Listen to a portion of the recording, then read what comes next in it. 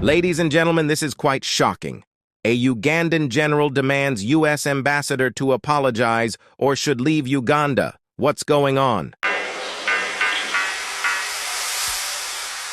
Recently, a Ugandan general gave an ultimatum to the U.S. ambassador. Apologize to the Ugandan people, or pack your bags and leave the country.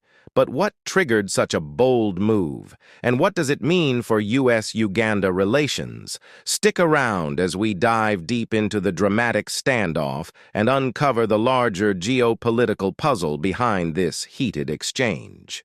Let's start with the basics. What exactly happened? This diplomatic firestorm started when Uganda's General Muhoozi Kainerugaba, the powerful son of President Yoweri Museveni, addressed the U.S. ambassador in Uganda, Natalie Brown, with a blunt message: apologize to Ugandans or leave. Why? Well, the issue seems to stem from accusations that the U.S. has been interfering in Uganda's internal politics and expressing concerns over human rights abuses and authoritarianism under Museveni's government.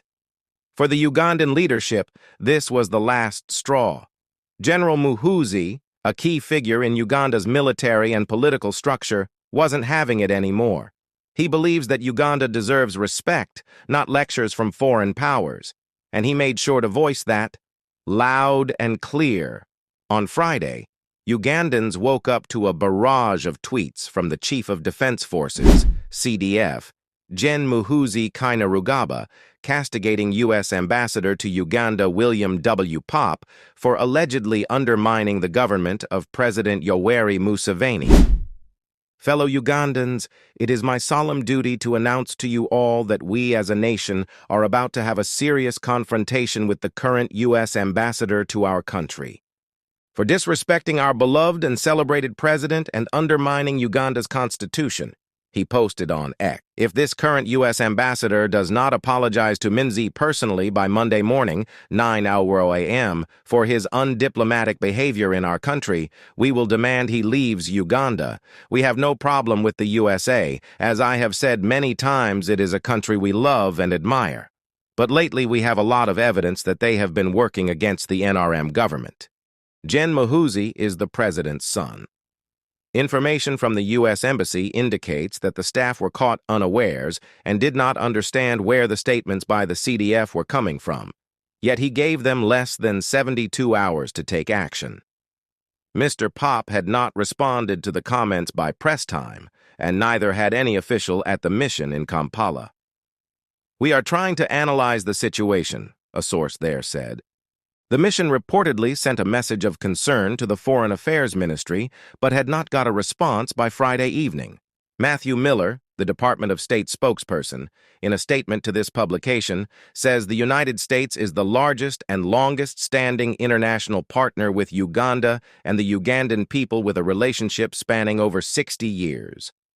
Our nearly $1 billion, approximately $3.7 trillion, supports local institutions and organizations every day to improve the health, education, and prosperity of millions of Ugandans. We should also remember that Ugandan president does not agree with some of the U.S. policies when it concerns their morality and culture, which has led to many tensions between Uganda and United States. This issue of homosexuality is a very serious issue, because it is an issue of the human race. So it's not something that you should discuss to be seen, to be what? No. You only talk because you are sure of what you are saying. Otherwise, keep quiet. Don't add to the confusion. There is enough confusion already. Now, when we are discussing the issue of homosexuality, in the last 200 years, in this part of the world, Ankole, Kigezi, Buganda, Bunyoro, Karagwe, Tanzania. So, but it was a smaller number. I have had 5 names in the last 200 years. Because me, I'm from this area here. My clan is one of the oldest in this part of the world. Now, when this issue, at that time, of course, this was a private issue. People were not they were not encouraging it, but also they were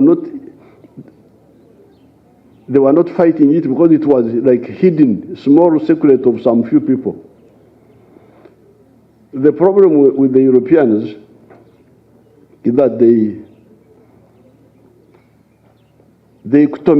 bring things which are out of place. So when it came up, 2014, now this time, I started trying to study this issue. What is it? Is homosexuality genetic? Is it in some people, some inherited? Is it hormonal? That somebody gets imbalance of hormones? Because there are some people who get those problems of hormones. The conclusion was no, this is a psychological disorientation by some people at some stage. It's not genetic, it's not hormonal, it is a psychological disorientation where somebody, because of some experience, hates the people he should love and loves the people he should not love. It's a type of like a sickness. So if that is the case, that suspicion of merely being suspected to be cannot be criminalized, cannot and should not be criminalized, because he is like a sick person. If somebody is sick, do you criminalize him for that? Now, I'm glad when they went back, apparently they cured this. This was cured. The problem is that, yes, you are disoriented. You have got a problem to yourself. Now, don't try to recruit others now. In accordance with U.S. law, the United States is committed to supporting justice for victims and accountability of those involved in human rights violations around the world.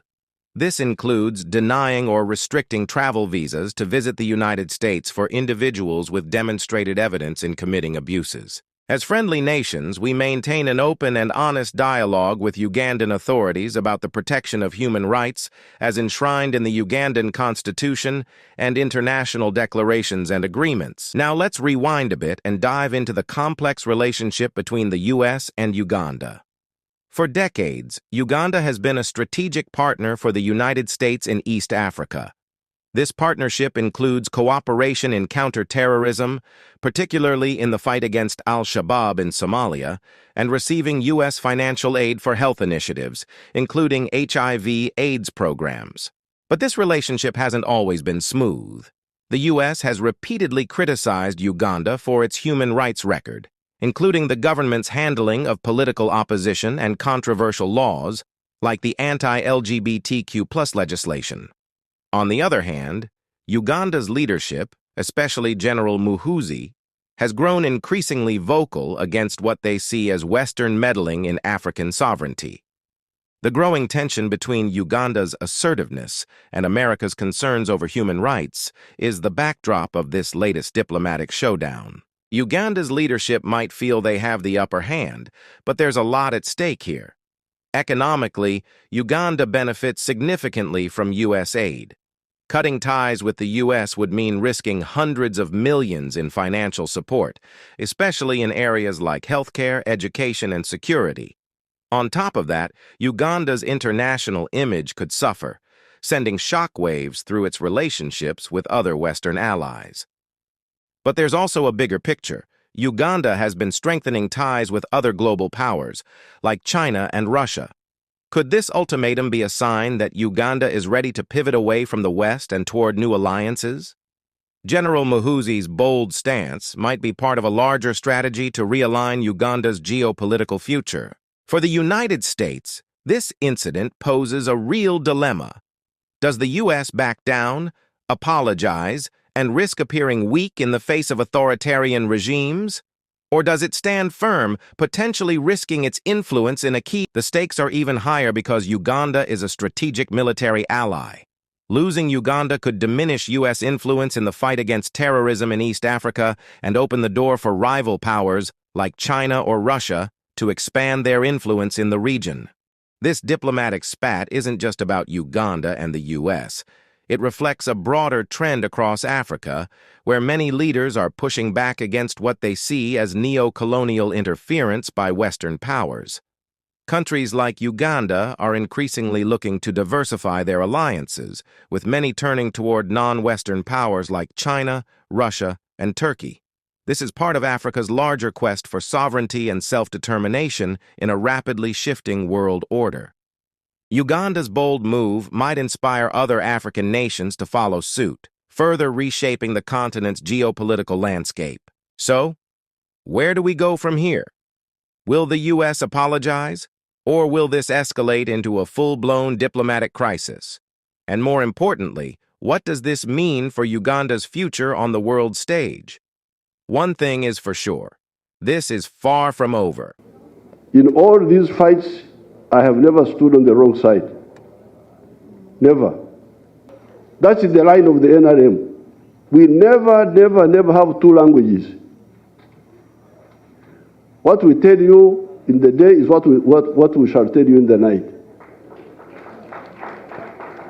So therefore,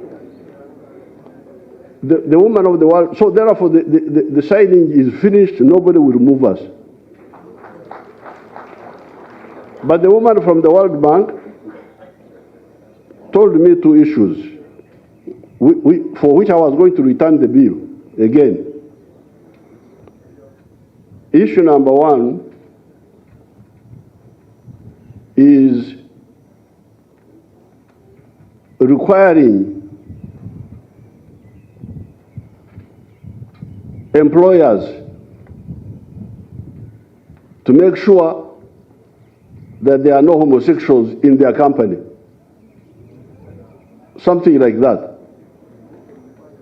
Something like you must ensure that the employers but how if that is there, I didn't read the whole bill, but if that is there, then we shall have to look at it, because it's really, you are wasting people's time to know how many people in the company are. That's what the woman of the World Bank told me. That's number one. If it is there, we shall have to sort it out. Thanks for watching. Let us know in the comments, should the U.S. apologize, or is Uganda making a dangerous gamble?